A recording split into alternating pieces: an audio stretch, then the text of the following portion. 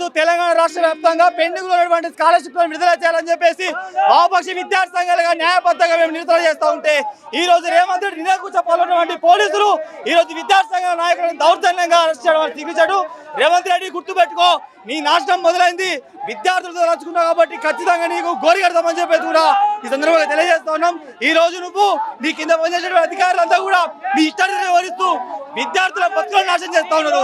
Pending scholarship విడుదల చేయకుంటే కనుక మీకు అక్కడనే కోరి కడతామని చెప్పేసి సందర్భంగా తెలియజేస్తా ఉన్నాం. ఫీజు రీయింబర్స్మెంట్ స్కాలర్షిప్లు పెండింగ్ ఉండడం వల్ల ఈ రోజు విద్యార్థులు అనేక మంది చదువు దూరమయ్యే పరిస్థితి నెలకొంటా ఉన్నాయి.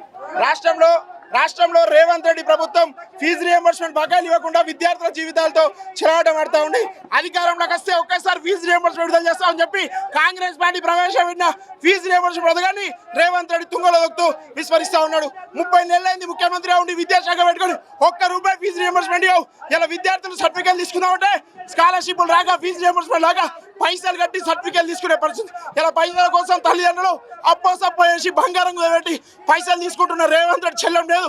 అందాల పోటీలకు, ఫుట్బాల్ పోటీలకు, ఢిల్లీ పర్యటనలకు, హెలికాప్టర్లకు ఉన్న నిధులు విద్యార్థులు ఎవరు రేవంత్ రెడ్డి విద్యాశాఖ అడ్డం పెట్టుకొని, హోంశాఖ అడ్డం పెట్టుకొని విద్యార్థులు కాలు వస్తే ఖబర్దార్ రేవంత్ రెడ్డి కథ దింపుతాం.